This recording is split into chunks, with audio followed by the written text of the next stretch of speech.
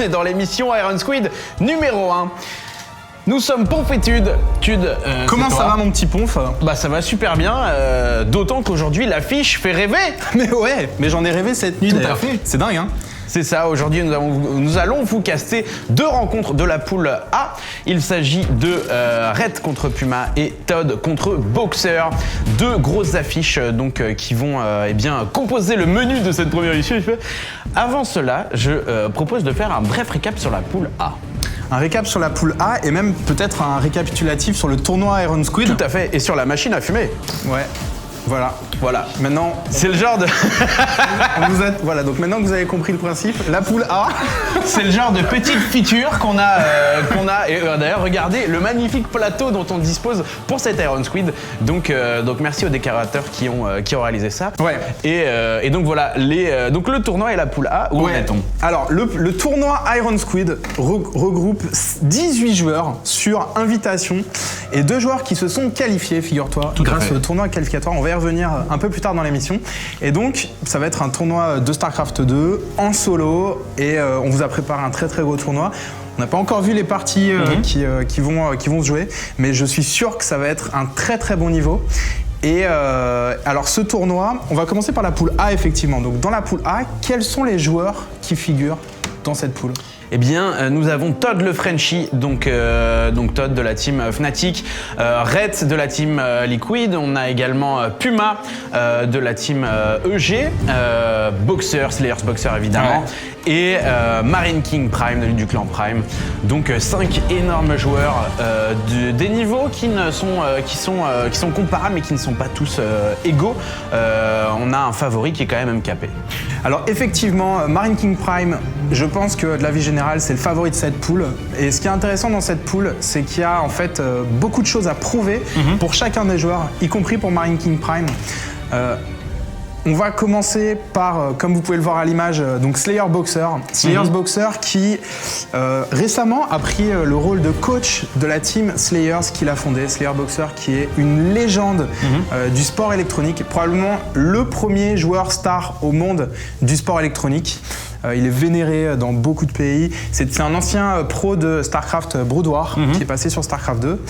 Et alors récemment, il est plus au top niveau, mais il a un excellent niveau, cela dit.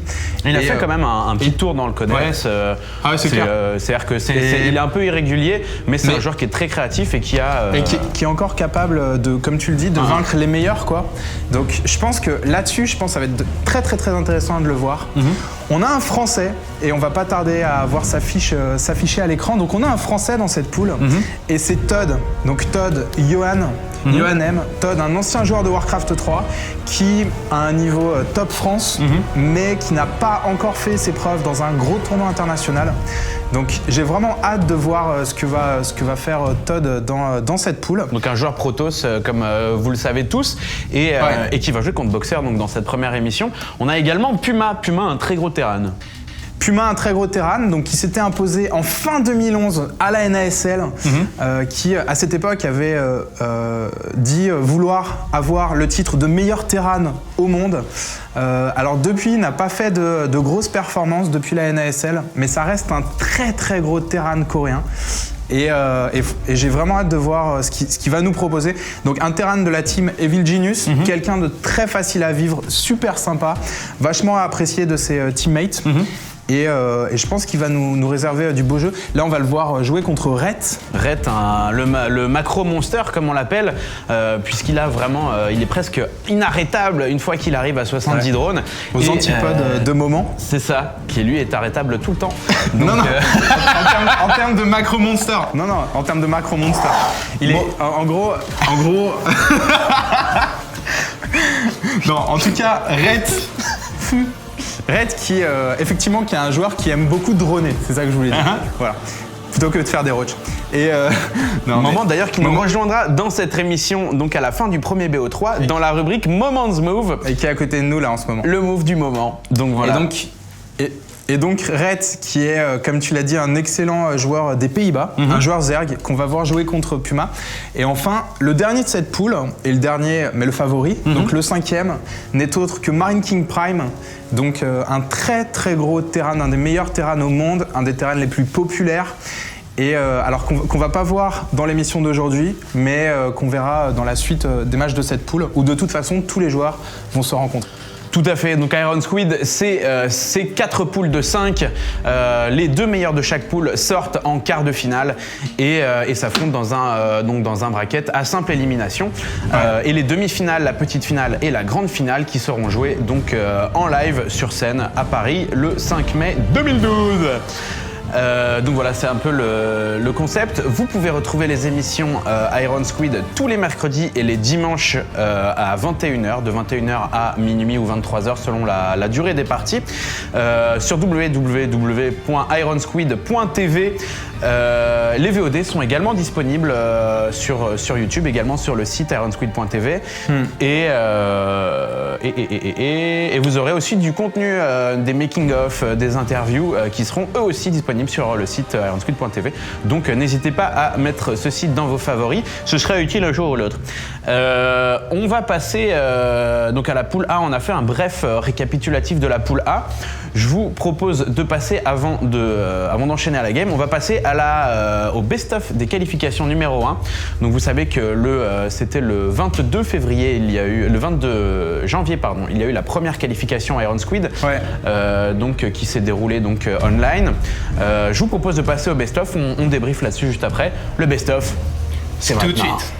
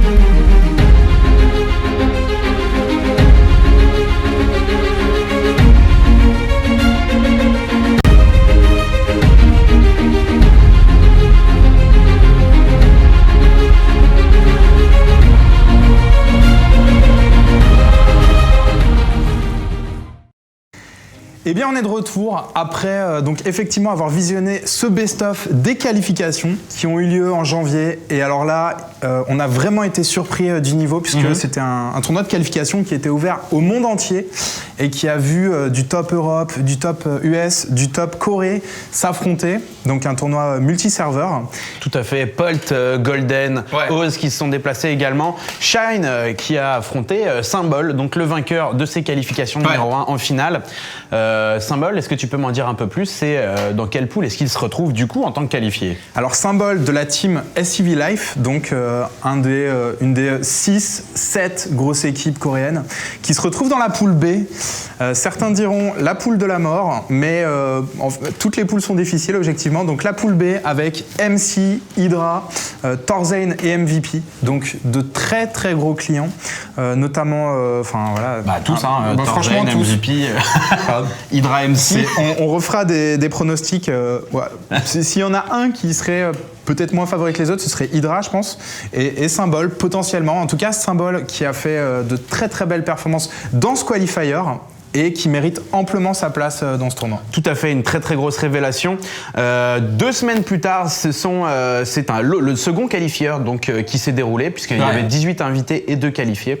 Quel était le 20e à rejoindre le line-up?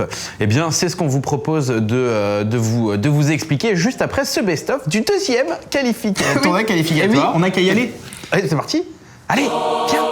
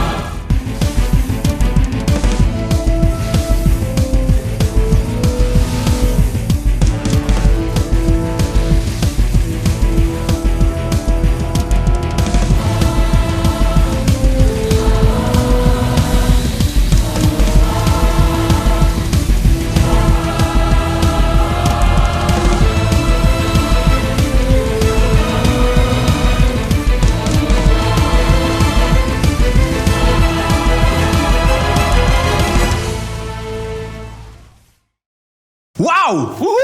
Mais quelle deuxième qualification! Alors vraiment, donc une qualification à faire pleurer du sang. Tout à fait. Et où on a vu d'excellents joueurs s'affronter. Alors donc notamment, personnellement les joueurs qui nous ont marqués, c'est de très très gros ergs. Et donc MVP, Vampire, The Next Life qui s'est imposé dans ce tournoi. Monster également avec son creep spread de ouf. Et un Terran donc Kin qui est allé jusqu'en finale de mémoire contre Life. Et alors encore une fois, une partie importante, on va dire, de la scène coréenne qui s'est retrouvée dans ce second qualifier et qu'on est très content d'avoir vu s'affronter. Et donc Life qui va se retrouver dans une poule, ma foi. Bonne chance, Life. Il faut prévoir le pansement des héros, un peu de mercurochrome, parce que là, ça va picoter. Il est dans la poule. Dans la poule C. C'est ça. Il est dans la poule C, et donc, parce qu'en fait, le petit écran est ici. Et donc, où il va être en face de Mana le Protoss, de Jack G. Donc, Jack G le Terran, un gros Terran on en reparlera de cette poule, mais un gros Terran coréen qui fait de grosses perfs en GSL, notamment fin 2011 où il a remporté la GSL en solo. Et Stefano. Alors là, il y a énormément de choses à dire sur Stefano. Et attention, le dernier n'est pas moins que MMA de la Team Slayers. C'est ça, le dauphin de boxeur, grosso modo. Donc, Bonne chance à toi, Life. Mais Life nous a montré quand même une solidité au niveau de sa macro-gestion. Life qui est hallucinante. Il a joué sa finale de la deuxième qualif à, je sais pas, il était 4 ou 5 heures du mat. Le mec était complètement concentré dans sa game, etc. Il a tout donné. Donc même si ça n'est pas une tête d'affiche, voilà, par rapport à un MMA ou un Mana ou un Stefano. Il a ses chances, je pense. Il a complètement ses chances. Et surtout, on sent qu'il a la dalle. On sent qu'il a faim. Et résultat, je pense que ça va. Il peut vraiment être source de surprise. Et un joueur très endurant parce que le tournoi s'est un peu prolongé et il a réussi à tenir la distance. Donc vraiment, j'ai hâte de le voir jouer. Et donc un second qualifier, bam, encore un super joueur qui se qualifie, encore un Zerg, diront certains. Donc beaucoup de Zerg dans ce tournoi au final. Et encore un Coréen, mais ça c'est normal. Et donc au final, on va commencer par une partie de la poule A. Tout à fait. Donc la poule A, on a fait un bref récap tout à l'heure sur la poule A. Donc on va commencer par Todd versus Boxer. Todd versus Boxer, mes amis, l'affiche que tout le monde attend, j'ai l'impression. Le petit Frenchie contre le gros Coréen. Et on va voir comment ça va se goupiller. Je vous propose de passer tout de suite à la première partie. Donc c'est en BO3, les phases de poule. Donc c'est Todd Boxer maintenant, Puma contre Red tout à l'heure. Et c'est pas plus tard que maintenant. Voilà les deux joueurs qui tranquillement vont se mettre à récolter. Donc on est sur Hôtel Taldarim. Et comme vous pouvez le voir, voici la base de Todd qui joue sur son compte coréen. Tout à fait. Compte coréen, donc vous voyez, parce que là il y a marqué Todd, mais vous ne pouvez comprendre que si vous êtes vous-même coréen. On est sur Taldarim Altar, donc Boxer en haut à gauche de la map. Je propose de faire comme à la GSL avec une petite introduction un peu funky, vas-y. En haut à gauche. Alors, mesdames et messieurs, en haut à gauche, le Terran vénéré par des générations et des nations, par toutes les nations du monde. Il s'agit de Slayer Boxer. Voilà, donc Slayer Boxer, énorme client, mais qui est en face d'un espoir de la scène française. Donc un joueur qui est aussi respecté dans le monde entier, notamment grâce à ses performances sur Warcraft 3. Il s'agit du joueur... Fnatic Todu. Voilà. C'est dur parce qu'il n'y a qu'une seule syllabe en fait. Donc Fnatic. Tu peux pas faire Todu, si Todu. Voilà, Todu. Fnatic, effectivement, ça sonne pas mal. Fnatic Todd qui va lancer sa game, donc il va pas partir vers un Nexus First et vers un Forge Expand non plus d'ailleurs. Donc là, il va partir sur un opener, on va dire, qui lui laisse beaucoup de possibilités, mais qui n'est pas ultra macro. Et donc Todd, alors pour faire un brief récap sur les styles de jeu, Todd, donc il y a un jeu qui est, en tout cas il y a quelques mois, avant qu'il parte donc s'entraîner dans une gaming house en Corée, était un peu prévisible, il faut bien le dire. C'est by the book, c'est très droit, c'est très léché, mais on voit rarement de cheese ou de BO complètement sorti de nulle part. Contrairement à Boxer, lui qui a vraiment une vision très très créative des unités. C'est lui notamment qui a instauré, c'était sur Brood War, le mast full ghost avec lockdown contre les carrières, le split de marine contre lurker également, où il dodgeait les salves des lurkers en faisant ces marines inchopables. Donc grosso modo, voilà, c'est vraiment basé sur la micro-gestion et l'utilisation originale des unités par Boxer et une fast expand par Boxer. Ouais, donc Boxer qui est parti sur One Rack into Expand sans gaz, donc le match-up, le build standard en TVP, le build macro standard. Par contre, effectivement, Todd, comme tu l'as dit, qui est un joueur qui, à l'opposé d'autres joueurs Protoss, comme donc là il retire ses propres du gaz, donc ça veut dire qu'il va poser le Nexus très bientôt. Il est en train d'accumuler du minerai, et donc Todd qui ne va pas aller chercher des timings sur deux bases comme pourrait le faire un joueur comme MC par exemple, mais Todd en général, et c'est ce qu'on a vu de lui en Corée, dans ses replays contre Nada par exemple qu'il nous a envoyé, c'est un joueur qui va aller chercher B3, qui va aller chercher les colosses, qui va voir s'il y a du dégât à infliger, et que ça ne dérange pas de partir sur une game très longue où il va chercher B4, Storm, etc. Donc c'est un joueur qui va avoir tendance à faire durer la partie. Et j'ai envie de dire, avec ses positions, donc cross-position sur Hôtel Taldarim, je pense qu'il a complètement les moyens de faire ça. Non, c'est sûr, Todd qui est solide, ça fait 2 mois qu'il s'entraîne en Corée également et pas qu'avec des manches. Donc il y a vraiment une grosse possibilité de voir du très très beau jeu chez le Français. On l'avait vu jouer contre Nada effectivement où il avait peut-être qu'il a perdu 80% des autres games, mais prendre une game à Nada quand même c'est pas rien. On l'avait joué contre Nesty également où il avait réussi à lui subtiliser une game. Donc voilà, Todd c'est un peu fonce, oublie que t'as pas de chance sur un malentendu, ça peut passer quoi. Alors moi par contre je pense qu'il a complètement ses chances dans cette rencontre. C'est pour moi il peut complètement gagner cette partie. Tu sais, pour moi les niveaux de Boxer et de Todd ne sont pas très éloignés. En plus Todd est particulier. En fait Todd, son plus gros handicap au final c'est son Protoss versus Zerg. C'est contre Zerg, c'est ça son gros problème. Mais contre Terran, moi je trouve que c'est un joueur très très très solide qui de ma part peut entièrement gagner cette partie. On va avoir un premier push de la part de Boxer. Alors on l'a pas spécifié, un Boxer qui est parti sur 3 baraques après avoir pris l'expand. Ça veut dire qu'il s'oriente vers Bioball, il s'oriente pas vers Fast Banshee. 3 baraques et pas 4. Ça veut dire que 3 baraques ça lui donne des armes pour être agressif, mais c'est pas un all-in. Il débloque sa tech derrière, il recherche le steam comme vous pouvez le voir sur l'écran de production. Il va avoir suffisamment de gaz et de minerais pour poser la factory, pour aller chercher les Medivac. Et Todd pour se défendre, eh bien 3 sentries, est-ce que ce sera suffisant? Boxer qui va continuer à amasser les troupes, les renforts qui arrivent petit à petit et il va repartir directement. Boxer qui ne force pas le push et qui retourne chez lui. Alors qu'est-ce qui a pu l'en dissuader? En fait, c'est assez étrange. Ouais, mais en fait, je pense que là, il joue un petit peu comme contre Zerg, et c'est ce qu'on voit de plus en plus dans ce genre de match-up. C'est en fait, comme on l'a dit, avec 3 baraques, c'est difficile d'être vraiment agressif contre un Protoss. En général, si tu veux être purement agressif, tu fais 4 baraques. Et ça te permet de faire pas mal de marines et de sortir avec 12 marines à un moment où en face il y a 3-4 unités, peut-être 2 sentries, mais bon, il y a quelque chose à faire. Donc là, moi je pense que le but de Boxer, c'était uniquement de libérer l'Exelnaga, de se montrer et de repartir. Donc pour moi, il a rempli sa tâche. Ensuite, là, c'est intéressant parce que ça lui permet de récupérer le map control et il va aller chercher s'il y a des pylônes autour de sa base. Et ça, pour moi, ça montre que Boxer ne connaît pas le style de jeu de Todd. Alors, c'est vachement intéressant. Parce que quand tu cherches des pylônes, ça veut dire que tu t'attends à ce que ton adversaire soit agressif sur 2 bases. Parce que là, on est dans un timing sur 2 bases. Alors que Todd, voilà, là, il va aller faire un peu de harass, mais c'est assez rare qu'il soit vraiment agressif sur 2 bases. Donc, Boxer qui ne connaît pas nécessairement le style de jeu de Todd, et ça se voit dans la tech qu'il est en train de développer.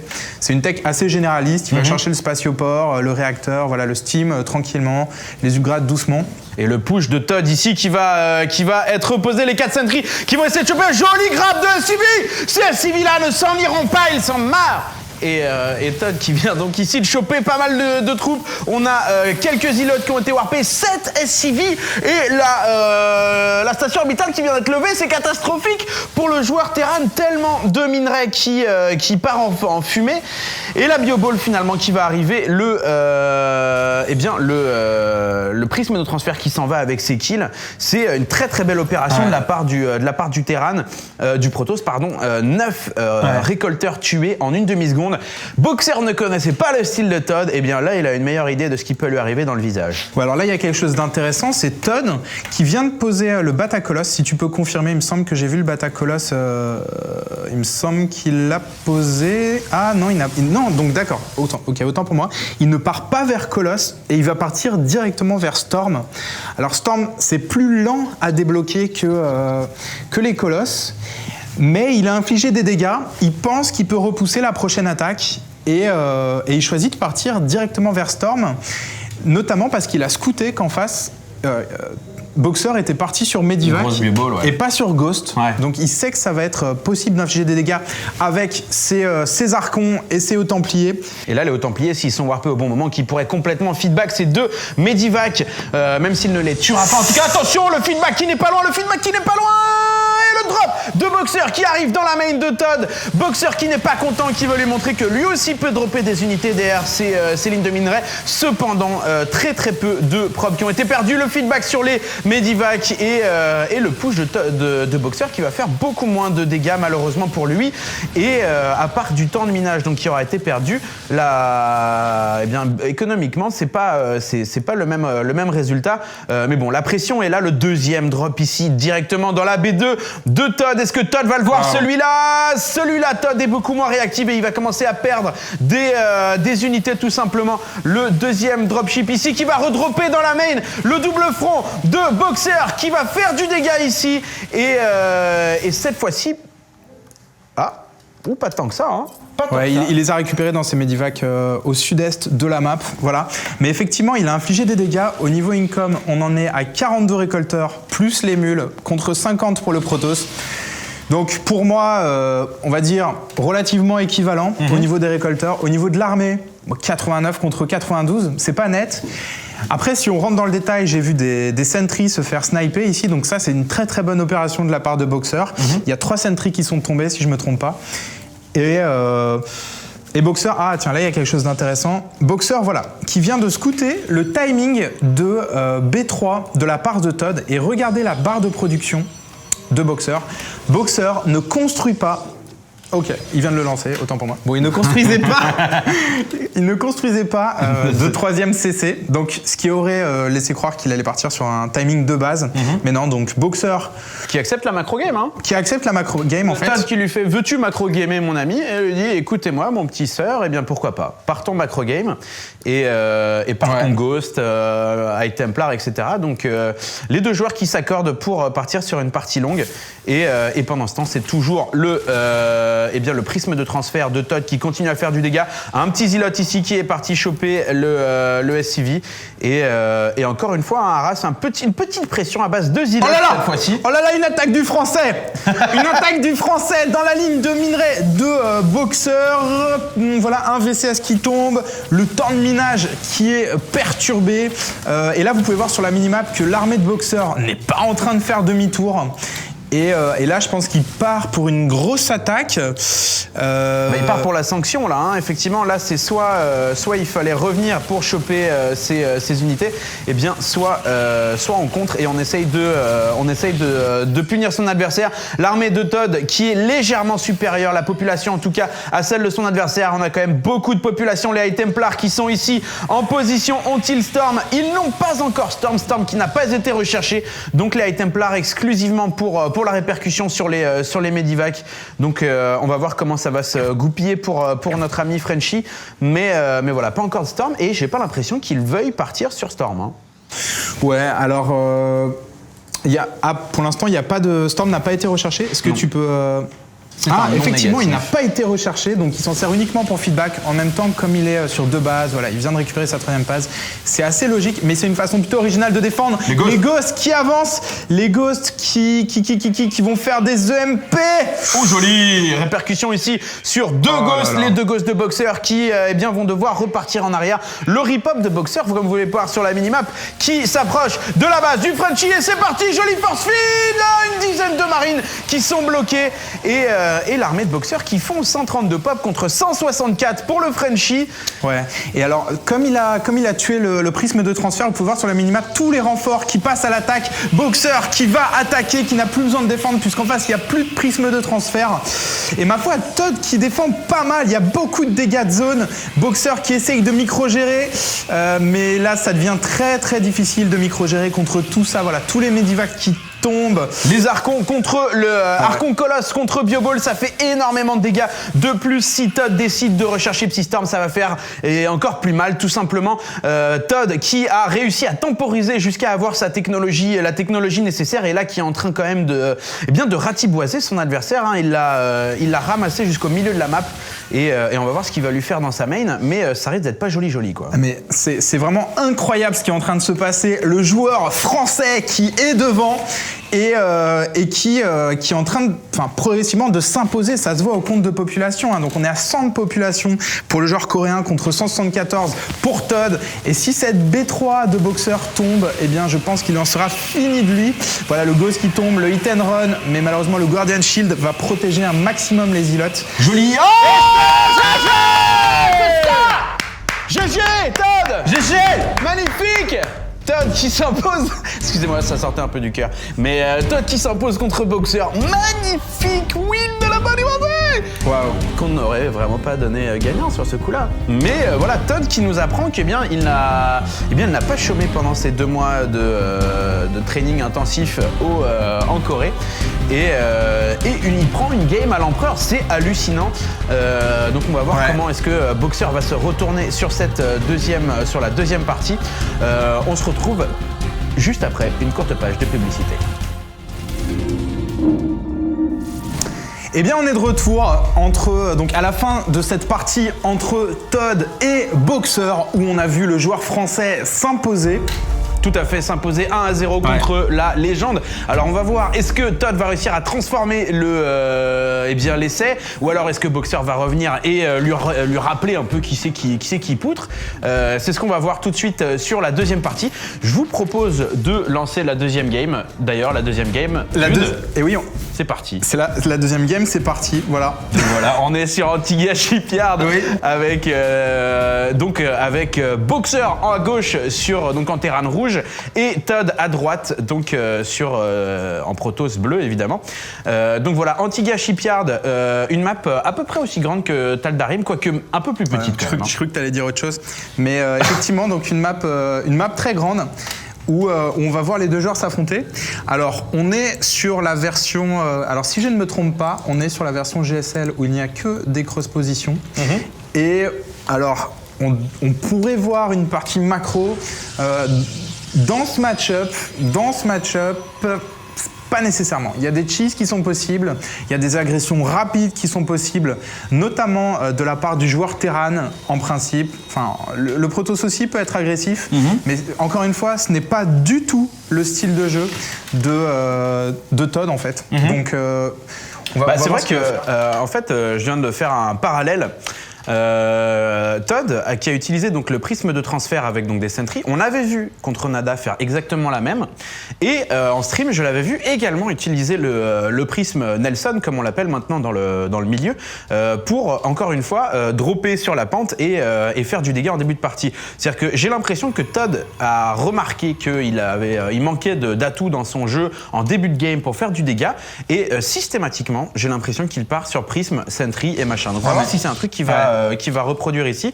D'autant que sur cette map, ça peut bien marcher parce que si tu déposes tes sentries donc dans ces petits nuages de fumée, tu peux assez rapidement arriver sur la choke, mettre un force field ici, tous les marines dans les bunkers ici ne peuvent plus rien faire et après c'est la fiesta dans les VCS. Donc à voir comment ça se goupille pour Todunay. Ouais, c'est clair. Et d'autant plus que là, le Terran est parti sur donc un opener 1 gaz. Donc Boxer va partir, on va dire, se laisse la possibilité d'être agressif en début de partie. Il pourrait partir sur One Rack Expand, c'est-à-dire qu'il pourrait par exemple lancer le Steam et lancer l'Expand. Et là, la deuxième baraque qui vient d'être scoutée. Donc cette deuxième baraque qui a été lancée, comme tu peux le voir sur l'écran de production, avant le dépôt de ravitaillement. Donc Boxer qui part sur un opener 2 racks, en principe réacteur, et après ce sera centre technique. Une Macarax, non? C'est ça le terme? Exactement. Une deuxième baraque planquée. Voilà, exactement. Pour faire passer une quenelle. En fait, c'est un moyen d'être agressif contre un Protoss, mais là, ça a été scouté, et regardez la réaction. Alors, là, il y a beaucoup de possibilités. Todd qui est sur 2 gaz. Ce pylône il aurait pu s'en servir pour poser une porte spatiale et pour partir sur une agression rapide très très vite. Cela dit, contre un opener 2 racks, à mon avis, peut-être que ce qu'il a de mieux à faire, c'est de jouer défensif, d'ouvrir sur 3 racks, voire 3 gates, voire 4 gates, d'attendre l'arrivée de son adversaire. Parce que quand tu fais un opener 2 racks comme ça et que tu t'attaques le Protoss, si en face il y a 3 gates, voire 4 gates, ça peut vraiment se retourner contre toi.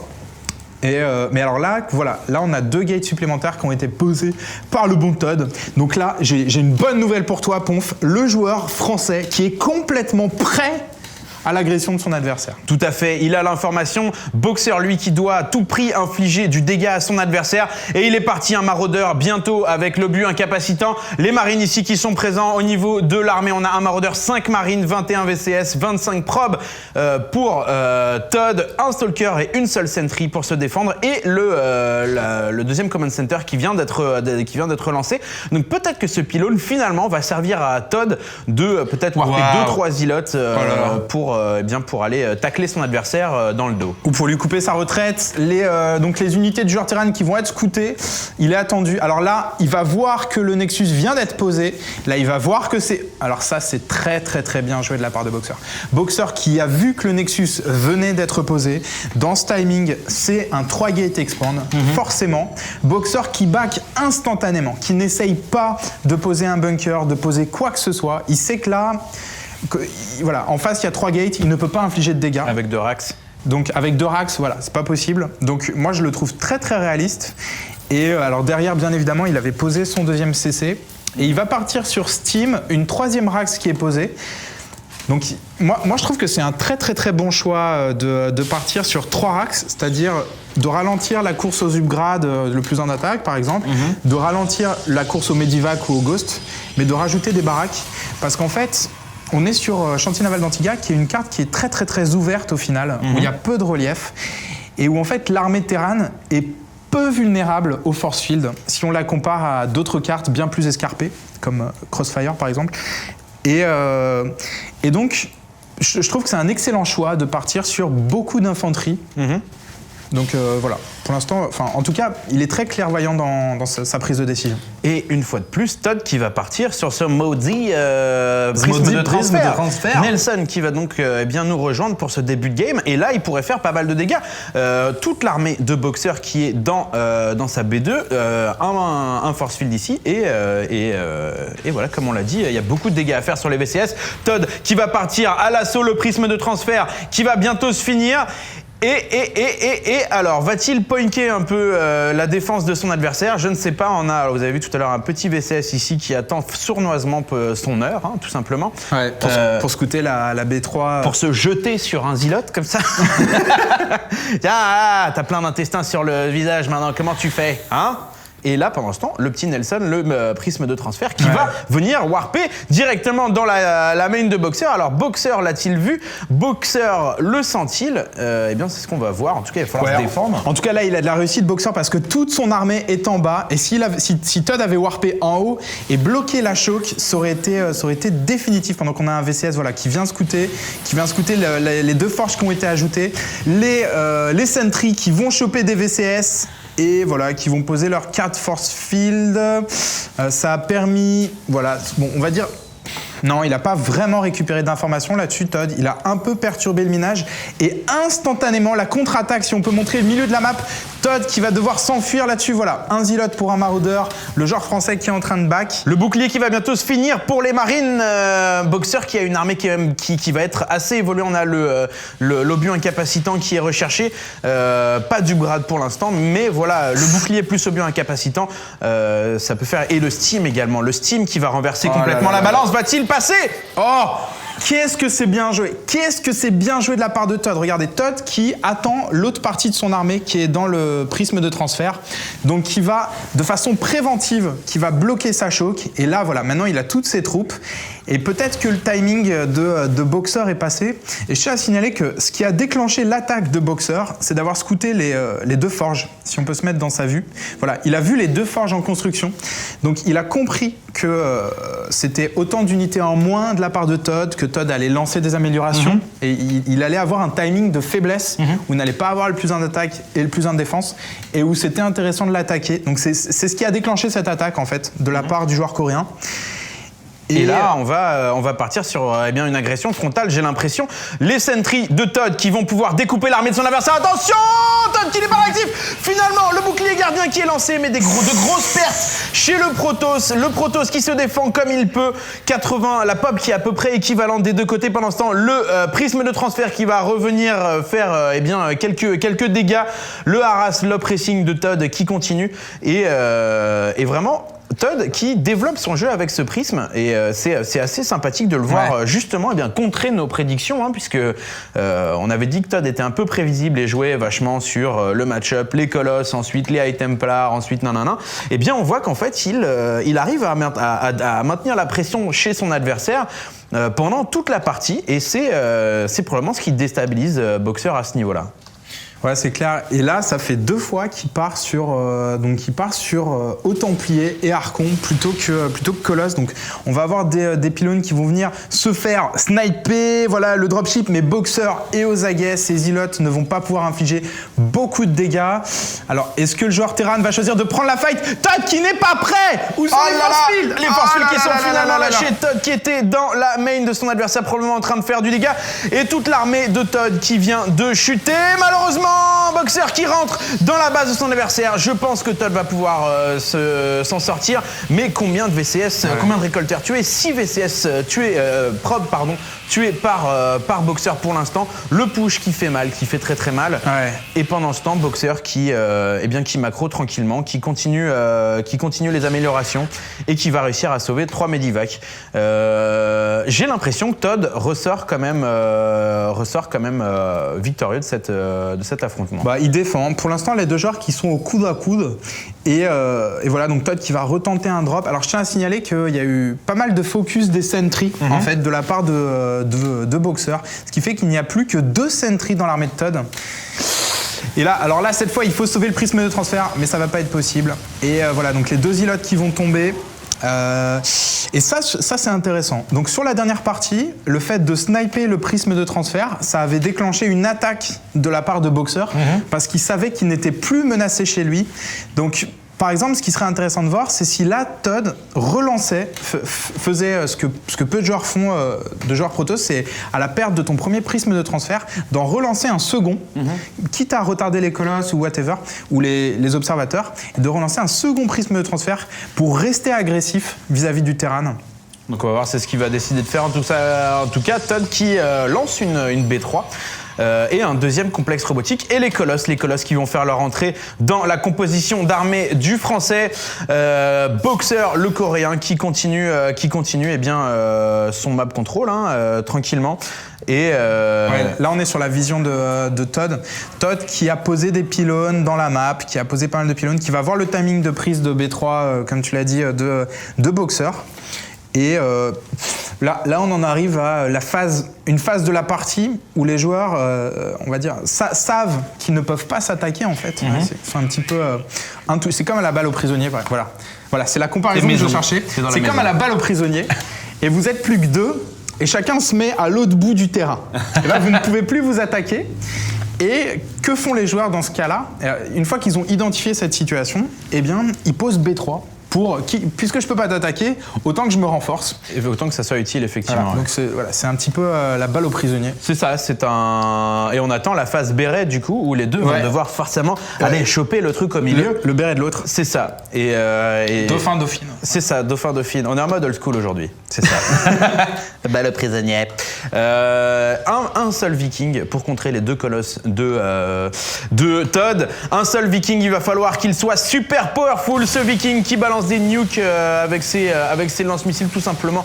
Ça ne va pas être suffisant. 3 ghosts. Oh, attention ici. Est-ce qu'on a on a toujours pas Storm qui a été recherché par Todd. Il va rester sur de la répercussion et des archons, j'ai l'impression. Et archon plus Colosse, ça fait tellement de dégâts à la bioball de Boxer, on l'a vu dans la première partie. Oh là là là là. Todd qui est supply block. Et Todd qui n'est pas bien positionné, il va se faire sniper son Nexus et pas de réaction de la part de Todd. Il est en train de chercher la possibilité de faire des gros storms, j'ai l'impression.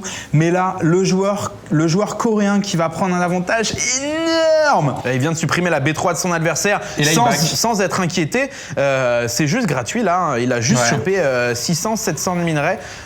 sans aucune sanction derrière. En fait, mais c'est intéressant parce que j'ai l'impression qu'il y a un aspect psychologique à cette partie. En fait, dans la fight de tout à l'heure, au milieu de la map, Todd a pris la fight, il s'est rendu compte qu'il était mal positionné et il a back. Et devant sa B2, si tu peux le montrer ici, là, il a pris une autre fight où il a mal géré les force fields.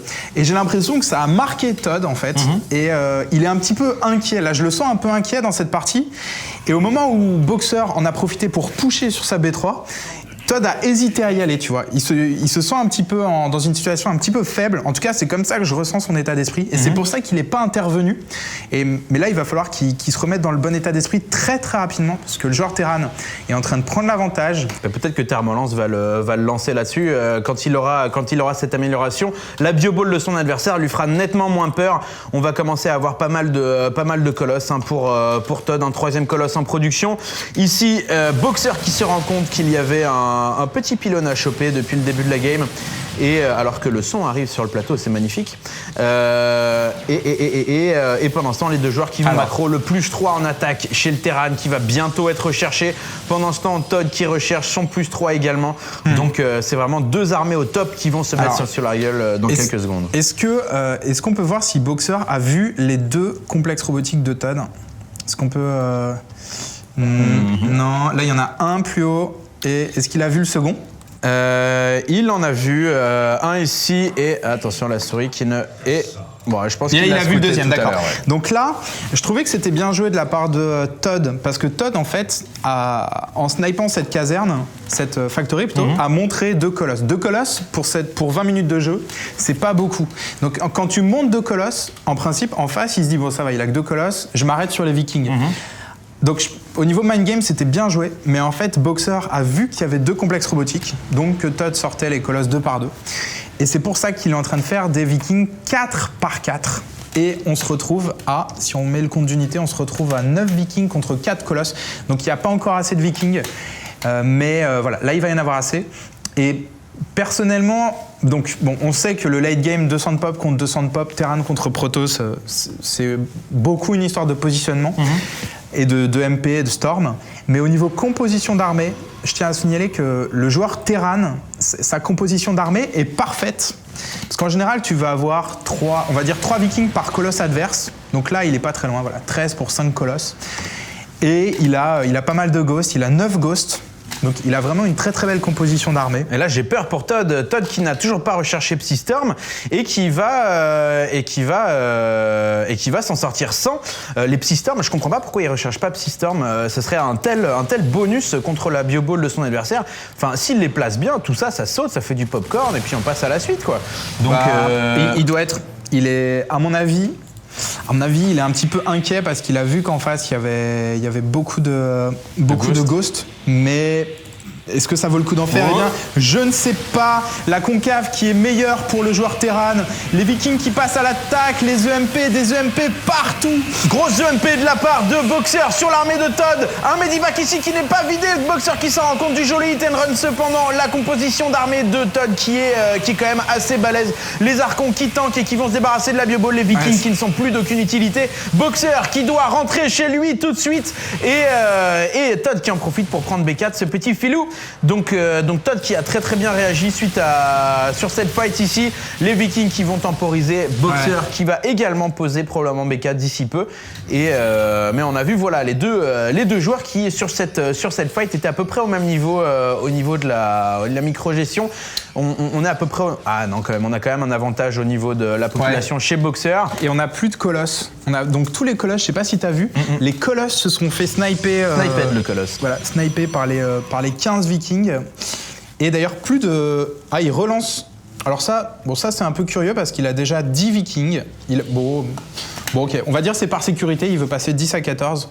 Mais il a en principe, quand tu as snipé les colosses adverses et que tu as 10 Vikings, 8 Vikings, voilà, en principe, tu sais qu'en face, ça va lui prendre du temps d'en refaire. Donc c'est pour ça que ça m'étonne un peu qu'il le relance. Voilà, cette tentative de base qui va être scoutée par le joueur Terran. Solide la preuve quand même. Hein. Et en fait, sur la dernière fight, il y avait une meilleure concave de la part du joueur Terran. Mais en fait, Boxer a été immobile au début avec son infanterie parce qu'il était occupé à faire les EMP. Et donc, ce qui est important, c'est les premières salves des colosses. Et c'est celles-là qui ont décimé la moitié de son armée. Et c'est pour ça qu'il n'a pas réussi à être décisif dans cette fight. Mais comme tu l'as dit, au niveau pop, eh bien, le joueur français est derrière.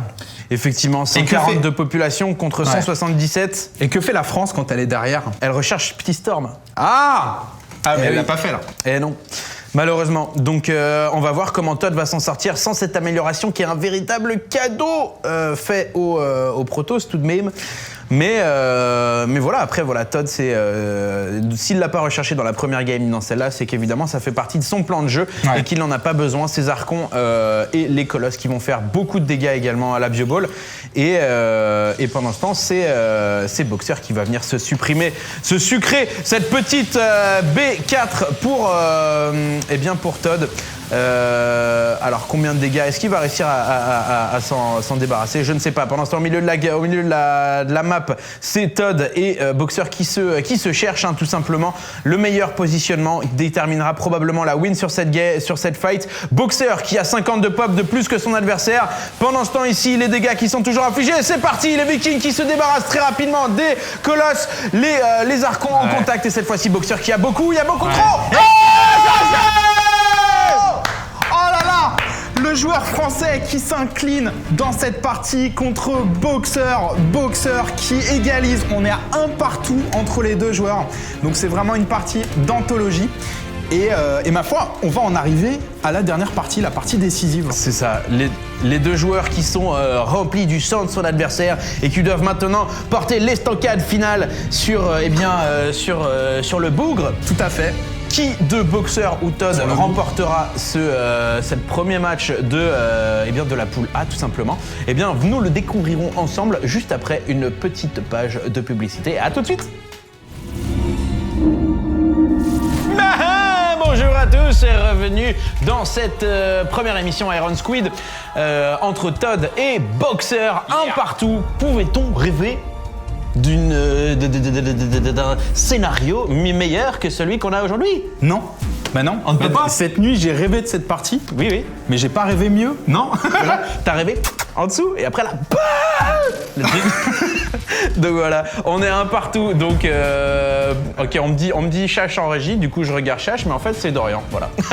Voilà. Et là, voilà, c'est Big B. Voilà, c'est ça.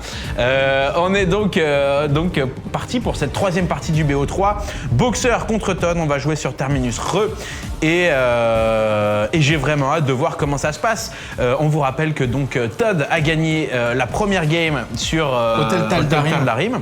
Deuxième game reportée pas facilement, mais on n'a jamais senti Boxer vraiment menacé sur la deuxième game. Ouais. On a vraiment senti qu'il gérait vraiment son truc. Et là, on est parti sur Terminus Re. C'est la troisième partie, la partie la plus importante de ce BO3 qu'on va lancer très rapidement. Et on va y aller doucement. Donc on va commencer la partie. Et c'est parti pour cette dernière manche. Todd contre Boxer, un partout dans les bacs. Donc on va voir qui va s'imposer. Donc à savoir que les deux joueurs là ont la possibilité de remporter cette première manche, qui, même si c'est la première, n'est pas négligeable, puisqu'on rappelle que dans la poule, on a de très très gros clients, qui soient Red, Puma ou MKP. Aucun des deux joueurs n'a envie de se pointer devant ces gens-là en ayant déjà une défaite à leur compte. Ouais. Donc cette victoire est vraiment très très très capitale pour les deux joueurs. C'est sûr qu'elle est très importante. Alors on va voir si d'un côté comme de l'autre, et je vais notamment regarder Todd s'il va nous proposer une autre stratégie, parce que sur les deux premières parties, alors certes les builds n'étaient pas exactement les mêmes, puisque sur la seconde il est parti sur 3 gates avant de poser B2, donc il s'est ajusté aux 2 racks de son adversaire. Mais est-ce qu'il va nous sortir un prisme de transfert en premier? Est-ce qu'il va foncer sur les colosses? Est-ce qu'il va partir vers Blinkstalker, vers une autre stratégie? Est-ce qu'il va partir vers les colosses d'ailleurs? Parce que sur les parties d'avant, à chaque fois, si je ne me trompe pas, il est parti sur les hauts templiers avant de partir vers les colosses. Hauts templiers, charge Archon et la charge des Ilotes. Donc qu'est-ce qu'il va chercher à faire? Eh bien, on a un élément de réponse pas plus tard que tout de suite. puisqu'il est à 14 de pop et il n'a toujours pas lancé sa gateway. Et ça, je trouve ça très très intéressant. Ça veut dire qu'il va partir sur Nexus First à 15. Et donc, qui dit Nexus First dit donc une économie qui va se développer peut-être plus rapidement.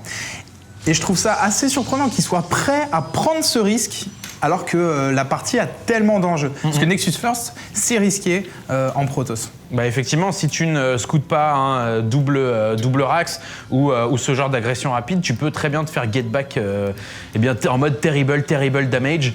Donc à voir comment Todd va scouter son adversaire. Je pense que ça va déterminer une bonne partie de la suite de sa game. Ouais, et d'ailleurs, en fait, je trouve ça hallucinant parce qu'il faut bien se rendre compte qu'un Nexus First contre un double rack. Attention, le probe. Il y a plusieurs. Voilà, le probe qui va sortir. Il l'a vu. Il l'a vu. Il y a plusieurs possibilités, mais le Terran peut tout simplement ne pas poser d'add-on au choix, retirer CSIV du gaz ou pas, et partir sur un bunker rush contre le Protoss avec 2 baraques. Là où le Protoss ne va avoir qu'une seule gate. Et là d'ailleurs c'est très intéressant. Todd qui se méfie quand même de l'opener double rack et qui avait lancé une seconde gateway. Donc en fait c'est probablement pour faire face à un éventuel opener double rack qu'il a lancé ces 2 gateways. Donc voilà un BO qui a l'air léché de la part du petit Frenchie. On vous rappelle qu'on est sur Terminus Re, donc avec une B2 qui est assez facilement défendable, même si elle a une assez grande porte entre guillemets, et une B3 qui elle est beaucoup plus simplement défendable avec des rochers ici qui protègent en début de game. Mais voilà, une fois que, en tout cas en début de game, il n'y a qu'une entrée pour accéder aux 3 bases. Donc plutôt safe de prendre expand sur cette map. Et ça va partir en mode macro, j'ai bien l'impression. 3 marines de boxeurs qui viennent prendre l'information, qui vont passer à côté de la probe, c'est dommage. Non, en fait, 3 marines qui viennent... D'accord. 3 marines qui viennent, il a supposé que Todd avait retiré son unité de la tour Xenlaga. Et donc Todd n'a pas vu ce SIV partir au sud. En fait, il a couvert la sortie de son VCS, boxeur. Et qu'est-ce qu'il va faire avec son VCS ? Eh bien, va chercher l'adversaire. Il va chercher... Parce qu'il ne sait toujours pas où il est. Non, d'accord, ok. Donc en fait, il est juste en train de scouter. C'est ça. Bah, c'est un problème quand on joue à un contre un et qu'on ne sait pas où est l'autre. Donc boxeur qui cherche son adversaire désespérément. Pendant ce temps, 3 racks qui ont été posés par l'empereur. L'empereur qui depuis depuis le début de cette rencontre, alors en même temps, c'est normal d'avoir des attentes. Forcément, tu vois jouer boxeur, donc tu te dis « Ah mon Dieu, il va créer un BO sur le moment !» Mais en fait, pas du tout. Mais pour l'instant, c'est vrai que pour l'instant, il a joué un peu selon le book. Avec donc des ghosts, des agressions qui étaient timées. Même si j'ai l'impression que... alors, tu vas me donner ton avis là-dessus. Je suis pas d'accord. À 2 reprises, il a pushé avec un maraudeur 5 marines ou alors 2 maraudeurs 10 marines. Et pour finalement revenir dans sa main, sans vraiment vouloir... Voilà, là encore une fois, le même push. À voir s'il va décider finalement de faire du dégât. Attention! Voilà, pardon, excusez-moi. Ouh, ça s'est joué à quelques secondes avec le but incapacitant. Mais encore une fois, il est parti sur 3 casernes. Donc je pense qu'il va push. Et le balab... Oh là, la prise de Alors B3! Là, il y a une grosse différence par contre. Il y a une grosse différence, c'est qu'il n'y a pas de choke. Donc en fait, Boxer va avancer et il va se rendre compte qu'il n'y a pas beaucoup d'unités chez Todd. Et Todd qui a été très gourmand. Et Boxer qui va back. Qui refait la même chose. Ah là là, Boxer qui a reproduit exactement son schéma des premières games et qui tapote son adversaire sans vraiment lui infliger de dégâts. En même temps, il faut bien se rendre compte que c'est risqué. Là, nous, effectivement, en tant qu'observateurs, on voyait qu'il y avait un pylône à prendre. Mais Boxer ne le savait pas. Encore une fois, il ne connaît pas... il ne connaît pas... Excusez-moi. Il ne connaît pas le style de jeu de Todd. Et Todd aurait pu partir sur 7 gates, par exemple. Sur un 7 gate, auquel cas il se serait fait rouler dessus Boxer dans son push. Donc voilà, il a préféré tapoter le pylône et repartir. Pendant ce temps, Todd qui a posé un pylône ici probablement pour appuyer sa prochaine attaque et sa prochaine attaque qui risque d'être pas plus tard que maintenant. Au niveau de la population, on est à peu près au même niveau. Le marine de Boxer qui recule, qui sent que ça commence à chauffer pour ses miches et Boxer qui a quand même de quoi se défendre. 3 bunkers qui ont été posés. Pendant ce temps chez Todd, c'est double forge qui double forge, pas encore de complexe robotique. Donc double forge, ça veut dire que grosso modo, il vient poker et il va probablement repartir derrière. Enfin, Todd ne va pas pousser, en sachant qu'il a double forge derrière. Enfin, je ne pense pas. En tout cas, c'est ce qu'on va voir. Pourtant, il lance un second pylône un peu plus au nord, là, si on peut le montrer. Donc, paradoxalement, et il est sur combien de gates? Il est sur 8 gates quand même. 8 gates, ça va faire quand même du gros rip-hop là. 8 gates, en fait, il peut faire plus que tapoter. Voilà, 7 unités qui sont warpées. Au niveau de l'Incom, on est à 45 récolteurs pour l'Empereur, 51 pour Todd. Todd qui part à l'attaque avec beaucoup de sentry qui va se poursuivre. Probablement les bunkers. Attention, la défense de l'Empereur à l'épreuve. Et c'est parti, tous les BCS. Les force fields qui sont magnifiques. Les bunkers qui tombent un par un. Aucun SCV qui ne peut accéder au bunker. Et résultat, là, tous les SCV qui sont inutiles. Et ça ressemble à une situation qui est très très critique. Tous les VCS en contact. Ouais. Alors là, on va voir combien de VCS va-t-il perdre. Alors, il va perdre des VCS, mais là, ce qui va faire mal, ça va être la contre-attaque. Parce qu'en fait, l'objectif de cette attaque, c'est d'attaquer avant que la bioball du joueur Terran ne soit trop puissante. Donc là, vous pouvez voir dans la barre de production que le shield vient de se terminer. Il a déjà Steam Pack, il a l'obus. Le plus 1 d'attaque va se finir. Les Medivacs vont sortir. Donc, entre la 10e et la 11e minute, c'est un timing qui devient dangereux pour le Protoss. Et ma foi, est-ce qu'il y a beaucoup d'énergie sur les sentries? Est-ce qu'on peut vérifier? Pas beaucoup d'énergie. Là, ça devient risqué de la part de Todd de rester dans les parages. Voilà, il va warper une unité pour scouter la B3 et ça pourrait être un signal de back. Alors, est-ce qu'il va en profiter pour back? Voilà. Le problème là de Todd, c'est qu'il a investi 3 pylônes et j'ai l'impression qu'il se sent obligé de rester. 4 même, il y en a un 4e plus bas. Oui, voilà. Il va partir. C'est la bonne décision. Très très bonne prise de décision. Alors là... c'est nickel, hein. Effectivement, là on avait un Todd qui était chaud et qui au profit de la prudence et de la sagesse, eh bien laisse mourir ces 3 pylônes ici et va directement rentrer à la base pour macro. De toute façon, il est devant, il a une B3 contrairement à son adversaire. A-t-il la tech qui a été débloquée? On n'a pas encore ni de complexe robotique, je crois, ni d'archives des Templiers qui a été posé, ni de conseil crépu. Donc voilà, il y a, comme tu le dis, la seule grosse faiblesse dans le jeu de Todd actuellement, c'est qu'il n'a pas débloqué sa tech. Maintenant, au niveau income, il est très bien. Au niveau amélioration des unités, voilà, vous pouvez voir le plus 1 d'attaque, plus 1 de défense qui vont se finir. Son seul problème, c'est sa tech. Là, il va avoir 1 ou 2 minutes un peu douloureuses à passer. Mais ce qui m'étonne, c'est que Boxer, est-ce qu'il a scanné la B3? Boxer, attention, on va regarder. Et voilà, le scan qui vient de tomber, il scanne la B3 et ça va probablement lancer, et surtout il scanne la double forge. Donc il sait que la tech de Todd n'a pas été débloquée. Ça va probablement être un signal d'attaque pour Boxer, une attaque à laquelle Todd va devoir riposter. Alors vous qui nous suivez, est-ce que vous pensez que le joueur français va être capable de repousser cette attaque? Eh ben c'est ce qu'on va voir, hein. Là ça va être très compliqué. Il a néanmoins un gros avantage sur la pop de son adversaire. Voilà, on est à 141 de population pour le Protoss contre 113. Donc 113. C'est ça, Mokobe, tout ça. Et donc, mais il n'a pas la tech. Donc il a beaucoup plus de pop, mais pas la technologie. Mais on a vu des joueurs comme Adel Scott qui ne s'en portent pas beaucoup plus mal. Donc à voir comment ça va se goupiller pour le Frenchie. L'armée du français qui est dans sa main, qui est tellement bien positionnée. La factory qui se pose, ça va lui permettre d'encaisser quelques coups en haut de la choke. Excellent positionnement de l'armée de Boxer. C'est magnifique. Oh, c'est magnifique. Alors regardez, alors oui, il se fait attaquer sur 2 fronts, mais le front de gauche, il ne se prend quasiment aucun dégât. C'est que sur le front de droite qui va, et vous pouvez voir dans le compte d'unité que les dégâts vont être énormes. Mais malheureusement, ça fait mal les îlots quand même, et donc pas de hit and run.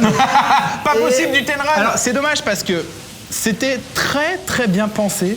C'est même hallucinant. Voilà. Là, si vous voulez ce qu'on vient de voir, il y a peut-être un seul mec au monde qui est pas capable de nous proposer une stratégie comme ça sur quasiment chacun de ses replays. Bah en plus, bon, je pense pas qu'il pensait gagner la game avec ce positionnement, mais le fait d'y penser et de se dire je vais me prendre que 3 îlots de front au lieu de m'en prendre 15 juste en posant ça, je veux dire, c'est un détail, c'est que du détail, ça n'aurait pas changé la partie, mais c'est ces petites choses qui font que Boxer est Boxer, quoi, tout simplement. Mais là, la vérité, c'est que Boxer se retrouve derrière 145 de population pour le joueur français, le joueur Protoss, et malheureusement, voilà, donc ce drop, oh là là, c'est expéditif. Hein. Il a vu les stalkers. La B4 qui est posée pour Todd. Todd qui sent qu'il a, il a quand même une avance depuis le début de cette game sur son adversaire. Et c'est hallucinant de dire ça, puisqu'on a Boxer quand même qui n'est pas n'importe qui. Donc on vous rappelle que vous êtes sur ironsquid.tv et qu'il y a un partout entre Todd et Boxer. Cette partie qui va déterminer tout simplement, Qui des deux est le meilleur en fait? Est-ce que c'est le maître à Warcraft 3 ou alors le maître à Starcraft Brood War, connu de façon internationale, l'empereur des Terranes, et ma foi, Todd qui est bien en passe de remporter cette partie. En même temps, ça fait 5 minutes que j'ai dit ça, et regardez la pop. La pop, ça s'est quand même sérieusement resserré, quoi. Ah non, là, tout à l'heure, il y avait 42 pop d'écart. Ouais, c'est ça, il s'est un peu énervé là. Il s'est transformé en Super Saiyan là. C'est bon. Je suis Boxer! Et on va voir comment ça va. Ah, est-ce qu'il a recherché le bouclier? Oui, le bouclier qu'il a recherché évidemment. Ouais. Pendant ce temps, des probes ici qui vont venir scouter, se faire chasser par cette équipe de mercenaires. Et ça va être assez douloureux. Il n'y a rien pour défendre ici. Il n'y a pas de pylône non plus. Les pylônes qui sont posés en catastrophe par le joueur Protoss. Boxer le sent. Et là, ça pourrait être quand même pas mal de pop qui va être chopé à Todd. Ouais, c'est clair. Voilà, le focus des pylônes. Donc Todd qui va perdre cette B4 probablement et qui va en profiter pour contre-attaquer. C'est ce qu'il a de mieux à faire. Voilà, il est quand même en train de warper des unités dans sa B4. Donc peut-être qu'il va pas la perdre. Ça m'a l'air compliqué. Un focus du Nexus. Attention, là c'est décisif. Le focus et il va le sauver. Ah là là, joli move de la part de Todd ici qui sauve son Nexus. Ce Medivac, ne reviendra pas car il est mort. Donc belle défense de la part du Protoss. Beaucoup de zealotes, de speed zealotes améliorés, 2 en armure, 2 en attaque. Ça va faire tellement de dégâts sur l'armée de l'empereur. Les ghosts sont-ils présents? Est-ce que les choses se passent à fond? 3 ghosts. Les choses se passent. Les 3 ghosts pour l'empereur quand même. Ouais. Et alors les Vikings qui sont en train de sortir par paquet de 4, voilà les 4 premiers. En face, on a quand même 4 colosses. Donc pour l'instant, pas assez de Vikings. Ça, c'est une information que Boxer va chercher à avoir. Et ma foi, voilà, B5 qui est posé de la part de Todd. En fait, Todd qui est bien dans cette partie. Il est à 200 sur 200. Ouais. Et là, contrairement aux parties précédentes, il a recherché Psystorm. Et ça pourrait vraiment changer l'issue de cette game. Voilà. A-t-il beaucoup de High Templar? Il n'en a aucun, il en a 0, mais il a quand même recherché Psystorm, c'est un début, et il va venir s'attaquer à cette backdoor. Ouais, et alors là, Todd qui cherche à trade, il a plus de base que son adversaire, il peut perdre toute son armée si son adversaire perd toute son armée aussi. Et là, la fight qui est favorable au joueur Protoss, je pense qu'il va perdre son command center. Là, c'est presque... c'est compliqué. C'est très compliqué pour l'empereur. Mais c'est magnifique ce qu'il vient de faire en fait. C'est que là, le pire, c'est que Boxer ne peut pas riposter parce que regarde, il y a une choke à gauche et une choke à droite. Alors d'un côté, Todd est bloqué, mais de l'autre, il ne peut pas se faire attaquer. Et c'est Todd qui va chercher à sortir. Joli force field ici, pas de storm qui sont lancés encore. L'armée de Todd qui fait tellement de dégâts, les colosses qui tombent un par un. La bioball de Boxer qui tient. Les colosses qui ne font plus de dégâts. Le hit and attack de Boxer. Et le rip-up, donc il n'y a pas de rip-up ici parce qu'il n'y avait pas de pylône. Les Vikings au sol. Ah là là, l'armée de Todd qui se fait massacrer. Aïe. Oui, mais il avait banqué des ressources de côté. Et donc là, finalement, il a trade son armée. Il est sur B5. En face, on a un Terran sur B2. Voilà, un Terran qui, là, va être forcé de partir all-in. Là, il peut... Alors, cela dit, il a relancé un command center. Ok, dans ce cas, il choisit de jouer la partie derrière, mais ça va être très délicat. Et d'autant que maintenant, Todd a cette B5 qui est posée et que Boxer vient juste de poser cette B3 ici maintenant, peut-être récupérer celle-là, quoique il n'y a plus beaucoup de minerais. Et Boxer qui va devoir partir à l'assaut. Il a le couteau sur la gorge. Vous voyez que Todd, en un instant, est revenu au-dessus au niveau de la population. Il est revenu de 88 à 167 en 3 minutes. Ouais. Donc c'est là que Boxer va payer son manque d'économie. Il a Storm a été recherché. Maintenant, il a des High Templar. Parce que cette fois, il n'y a pas de Ghost en face. C'est bien pensé, il n'y a aucun Ghost. Par contre, il les morph. Ouais, il y en a qui ont Storm. On va avoir un drop dans la B4 de Todd. Que va en profiter pour faire Todd? Todd qui se dirige vers le milieu de la map. La B4 qui a agressé, la B4 qui va tomber. Mais ça a permis donc Todd qui perd une base, mais Todd qui localise, regardez, qui localise l'armée de son adversaire, qui a l'air hésitant. Il hésite à attaquer la main de Boxer. Et finalement, oh là là là là là là. Alors là, il y a quelque chose à faire de la part de Boxer. Si Boxer réussit à sniper ce Nexus et à repartir, alors je sais qu'il y a beaucoup de si, mais s'il réussit à faire ça, eh ben, ça va vraiment le remettre dans la partie. Hein. Ça va le remettre dans la partie. Le Nexus qui tombe. Snipé, la prise de position de la part de pas mal. C'est pas mal. La position est bonne. Il n'y a pas de dégâts de zone en face. Ah, est-ce qu'il va avoir le temps de le attention là? Oh non, non, non, les Medivacs qui s'en vont. Ça et va. Les 3 Nexus qui ont été chopés. Non, mais ça va. C'est hallucinant. Eh ben, franchement... Alors, c'est dingue, hein. C'est vraiment dingue. Le sniping de Nexus, 3 Nexus dans la sacoche, et il est reparti. Todd qui, pendant ce temps, est en train de commencer à baliser. Il n'a plus de ressources ici, Todd qui ne mine plus, Boxer qui mine sur une seule base, Boxer qui est en train de retourner cette game qui était, qui n'était pas donnée. Attention les Medivacs, il va falloir qu'ils aient le temps de décharger. Alors, on en est à combien les améliorations du bouclier de la part de Todd? Voilà, le 1, le 2 qui va se finir. Voilà, il a des troupes vraiment en or. La Boxer qui va chercher à jouer défensif. Il suffit que Boxer tienne cette base. Vous pouvez voir la factory à gauche de la minimap. Et bien qui lui permet de voir qu'il n'y a plus de base qui mine de la part de Todd. Toutes les props de Todd qui sont forcés d'aller chercher le minerai ici. Mais c'est incroyable. C'est compliqué. C'est incroyable parce là-dessus on le donnait vraiment perdant Boxer. Et grâce à un move magnifique, il revient complètement dans la partie. Todd qui mine, si on fait un point income, Todd qui mine à 300 et l'empereur coréen qui mine à 1200 avec ses 3 mules, etc. Et ma foi, il est en train de revenir au niveau population. C'est la qualité de son armée, on a 5 colosses, 9 vikings en face, 5 ghosts. C'est jouable. Les deux armées qui se valent à peu près. Et pour l'instant, Boxer n'a pas besoin d'attaquer. Et j'aurais même tendance à dire qu'à une base contre une base, comme un Terran a des mules, il n'a pas besoin d'attaquer. Je veux dire, à ce moment de la partie, une base Terran, ça en vaut 2 Protoss. Donc, il est très très bien, il n'a vraiment pas besoin d'attaquer. Le Nexus qui vient d'être posé ici par Todd sur cette première base. Peut-être les Colosses qui vont s'offrir quelques free shots sur la bioball de son adversaire. Les Vikings qui veillent au grain, mais les deux joueurs qui se tâtent, ils savent très bien que le vainqueur le perdant de cette prochaine fight ne pourra pas rip-hop tout simplement, car il n'a pas l'économie pour. Ouais. Donc grosso modo, voilà, les armées qui sont en présence, c'est probablement les dernières troupes que pourront utiliser les deux joueurs. Ouais, alors il n'y a plus d'unités en production de la part de Boxer, voilà. Et il choisit de partir uniquement sur Viking. Il a compris qu'il était en retard au niveau Viking. Il recherche le cloak pour ses 9 ghosts. Le plus 3 d'armure. Voilà, comme on l'a dit tout à l'heure, un second Nexus qui va être posé par Todd, parce qu'à un Nexus contre une base Terran, vous êtes derrière en tant que Protoss. Et là, le pire, c'est qu'il y a une tension qui s'installe. Regardez sur la minimap, ces deux bases sont juste à côté. Et voilà, alors là, au niveau positionnement, les deux armées qui vont être forcées de rester dans cette zone, sinon tu peux perdre ta base. Tu es obligé de rester dans cette zone.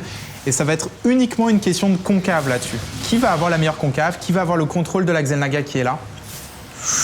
Oh, attention ici du sniping de... Ah, joli storm néanmoins de la part de Todd qui va faire un peu de dégâts, vider les Medivacs de leur énergie. Mais comme tu le dis, c'est cette dernière base posée par Todd qui va vraiment, je pense, indiquer le sens de la game. Si Todd arrive à la conserver, à la filer, il pourra reproduire. Attention les Vikings au contact. Les EMP qui ne sont pas encore lancés. Premier storm, 2 storms sur les Vikings. Todd qui back. Oh là là, les Ghosts qui avancent. Ça va se jouer maintenant, les Ghosts qui avancent. Tout a été EMP, plus de dégâts de zone de la part de Todd et l'empereur qui va probablement ravager cette armée. Plus aucun storm, plus de colosses, plus d'archons. L'empereur qui, contre toutes les attentes, est en train de revenir. 142 de population pour Boxer. Todd qui est forcé de sortir les props du minerai. Todd qui va devoir malheureusement concéder cette game. 70 de pop contre 122. L'empereur au mieux de sa forme, même si sur la première... Magnifique! Magnifique partie entre Todd et Boxer. Boxer qui s'impose donc 2-1 sur cette première rencontre. Magnifique partie sur Terminus Re, incroyable. incroyable. Donc Boxer qui était derrière, qui revient dans cette partie. Et ma foi, cette partie a été complexe à comprendre. Comment a-t-il fait pour revenir? On se pose beaucoup de questions sur cette partie. Bah il a fait une ninja boxer, sauf que voilà, avec des medivacs et une bioball, tu peux envoyer un medivac ou deux sniper un Nexus et la plupart du temps tu te les fais choper. Mais là c'est même pas un medivac ou deux, c'est genre toute son armée. Il les a balancés complètement en terrain ennemi, puisqu'il était entre les bases de son adversaire. Il pouvait à n'importe quel moment se faire couper sa retraite. Et il a snipé un Nexus, un deuxième, un troisième. Et après il se barre avec ses medivacs. Donc c'est un très très beau move. Je vous propose tout simplement de passer à la rubrique le move de moment. Le move du moment, c'est la rubrique dans Iron Squid qui fait intervenir un personnage que vous connaissez bien puisqu'il s'agit de Moment lui-même et qui va venir régulièrement donc, nous expliquer, nous donner son analyse sur le pourquoi du comment tel joueur s'est imposé au fil du BO3. Donc il va, voilà, selon lui, en tant que pro gamer, avec toute son expérience et tout son bagou, venir nous parler de son interprétation des choses. La rubrique de maintenant, de moment, autant pour moi, c'est pas plus tard que maintenant.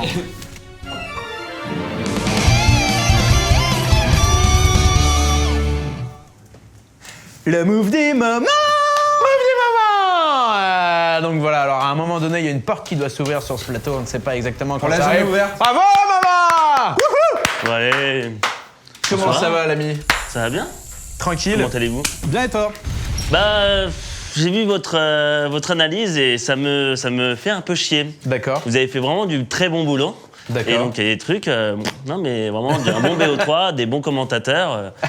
Moi j'avais dit je vais faire des trucs et en fait. D'accord. Ah, donc vache. voilà, Moment qui nous rejoint donc sur le plateau et qui va donc analyser pour nous le point central de la rencontre selon lui.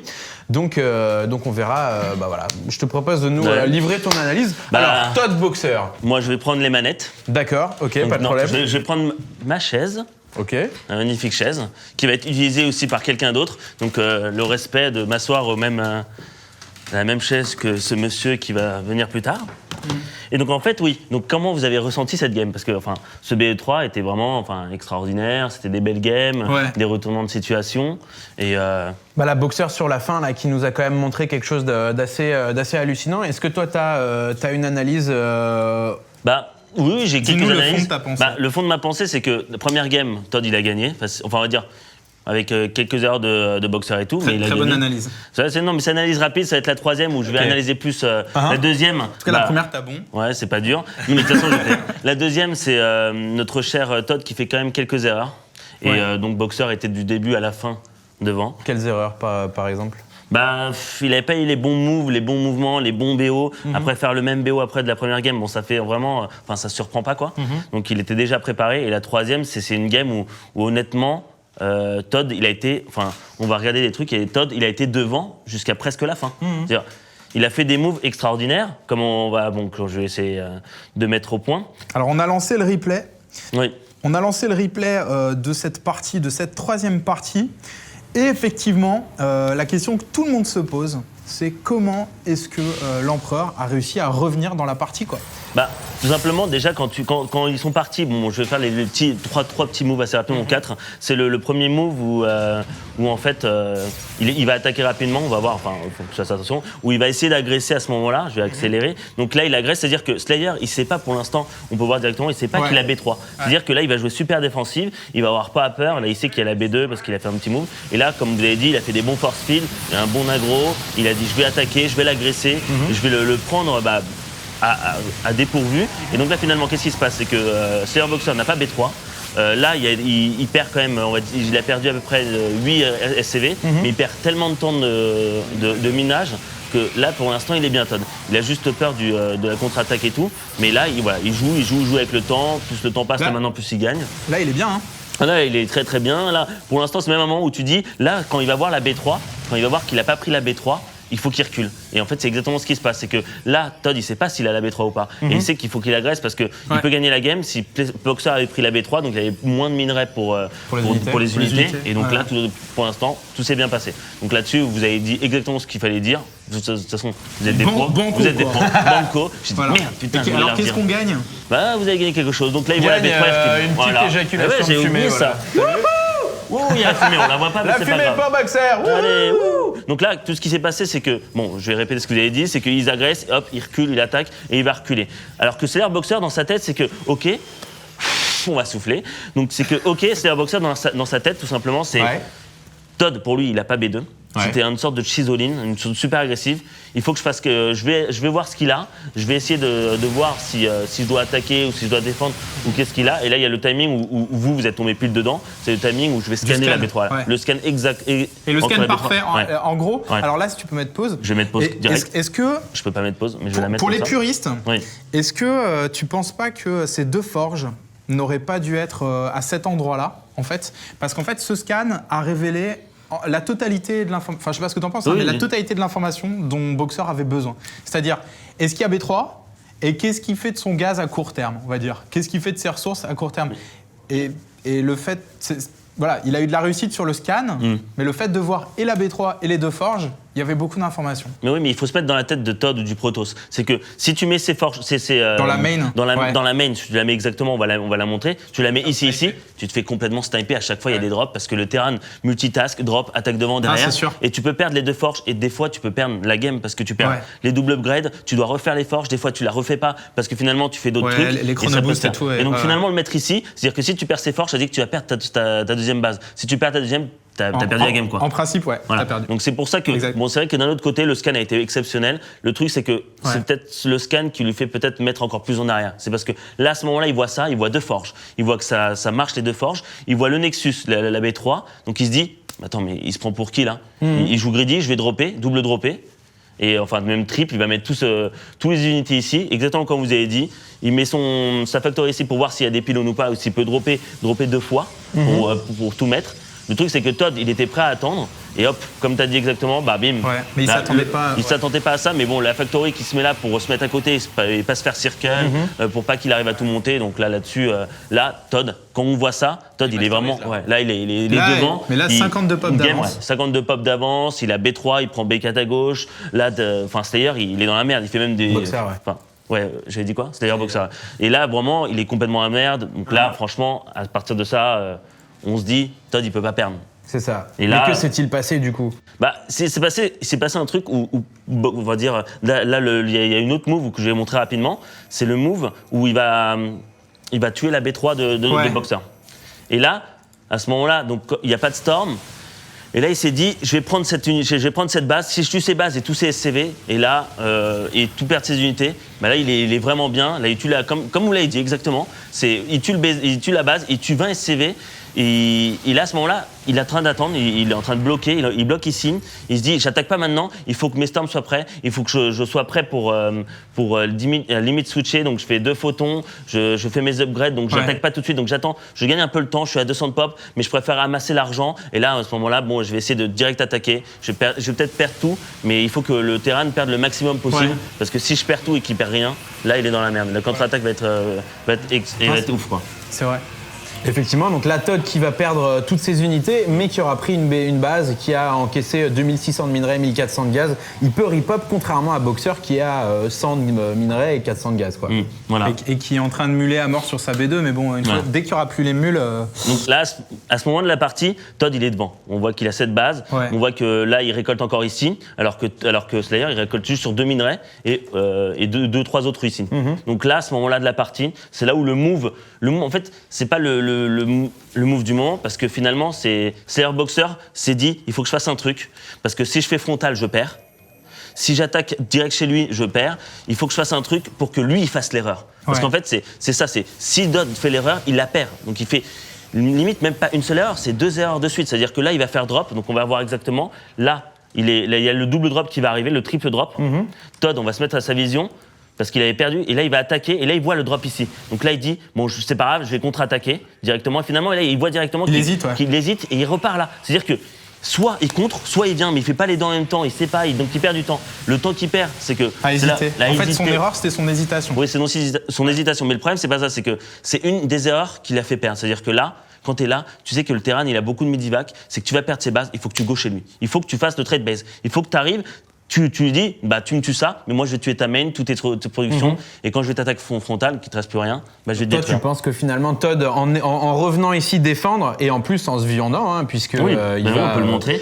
Oui, il va pas réussir à choper les il va pas medivacs. arriver à choper ses medivacs. Ah, c'est là grosso modo qu'il a laissé son adversaire lui faire une ninja. Oui, mais c'est pas fini, parce que là, c'était pas encore perdu. Parce que c'est là où l'erreur, c'est une erreur, et ça va remettre sur une autre erreur, où là, Todd, parce qu'il faut se dire, maintenant, psychologiquement, quand tu te fais ça, quand tu vois ça et que tu te fais ça, tu dis, merde, j'aurais dû attaquer, j'aurais dû gagner la game là, et là, je me suis défendu, j'ai perdu mes 3 bases, et J'ai là, quasiment dans sa rien tête, tué, quoi. oui, j'ai rien tué, dans la tête de Todd, c'est merde, quoi. Merde, quoi. J'avais gagné la game et j'ai fait. C'est en train de m'échapper. C'est en train de m'échapper. Donc là, dans sa tête, il est pas si bien parce qu'il y a 1-1, c'est la game décisif. Et là, c'est là où le truc où je vais montrer, où là, il aurait dû attaquer. Ça, c'est le move qui lui a fait perdre. C'est là, on regarde, hop, on va se mettre ici, on va dire qu'il a un gosse qui vient d'apparaître ici, il doit être ici, je pense. Voilà, le gosse qui vient de sortir. Il a pas le MP. Il, Ah, a si, pas- il vient de il vient de l'avoir. l'avoir, mais le problème, c'est pas ça, c'est que ses unités, c'est tout ça. D'accord ? C'est-à-dire qu'il a 180, 158. Le problème, c'est on peut voir, il a 5 colosses contre 9 vikings. Il a beaucoup de templars remplis de mana. Ouais. C'est-à-dire Ouais. que là, s'il attaque, il a gagné. Parce qu'il fait 2 Ouais, storms. c'est clair, il fait les ici, storms ici, VCS, ouais. là- Storm, ouais. je vais le montrer. Storm ici. Et les unités là, il peut stormer 10 fois. C'est-à-dire que là, il a gagné. Il attaque, il gagne. Le problème, c'est que psychologiquement, il sait pas qu'il a pas de ghost déjà, tout de Ouais. suite. Donc il est vraiment en train de se dire, est-ce que je dois attaquer, est-ce que j'attaque pas ? Donc je vais essayer de gratter, mais si je gratte, ça marche pas parce Et que Boxer il est en qui tour hyper. sort pour lui foutre la pression, tu vois. Il avance ses troupes alors qu'il a beaucoup moins. Donc en fait, Boxer, c'est presque un joueur de poker. C'est ça que tu es en train de nous expliquer. Et là, Il joue sur la quantité d'informations qu'il a données à son adversaire. à peu près là, il se dit, il faut que je fasse quelque chose, il faut que je lui montre que j'ai quand même beaucoup sans avoir beaucoup, il faut que j'agresse pas, il faut que je lui montre, il faut que je me mette en auto-repair parce que là, il y a un moment où on peut voir, il a 8 SCV en train d'attendre sans récolter en auto-repair. Comme Et les là- poissons bulles qui Voilà. gonflent quand ils sont face à un ennemi. Exactement, c'est ça. Et là, on peut voir, il a quand même 8 SCV qui récolte pas. Il se dit, il faut que j'auto-repair et tout. Et c'est là où la game, où là, plus le temps passe, Ouais. plus Steyer va gagner. Donc alors là, que il Todd a aura raté, gagné. là, il a déjà raté Il a raté son un angle comme occasion, ça quoi. qui était énorme, quoi. Donc Ok. là, c'est ouf, quoi. Waouh! Bah merci de ton analyse, mon bon moment. C'était la rubrique du move du moment. Ouais. Donc on essaiera donc de vous en caler une par émission. Mais ça ne sera pas toujours du move. Il y aura du BO, il y aura d'autres Bah, on verra parce ce que nous proposeront les games, Oui, honnêtement, pour les moves, des fois, vous le dites clairement, donc j'ai pas besoin de mettre dessus. Là, j'ai dit à peu près, enfin, j'ai rajouté des petits trucs et tout, mais de revenir, boulot, quoi. de Non, non, mais revenir je et t'en ai de focus sur les 4 ou Ouais. 5 moves qui ont Ouais, marqué. et ça lui C'est- fait perdre le BO3. quoi. C'est très intéressant. Donc voilà, merci moment. Bah, c'est un plaisir. On va se retrouver les amis tout de suite pour la deuxième partie de cette émission. La Puma contre Ret, donc en EG Pub. BO3. On est sur la première émission Iron Squid. Vous êtes évidemment sur www.ironsquid.tv et on se retrouve juste après cette courte page de publicité. Ciao, ciao.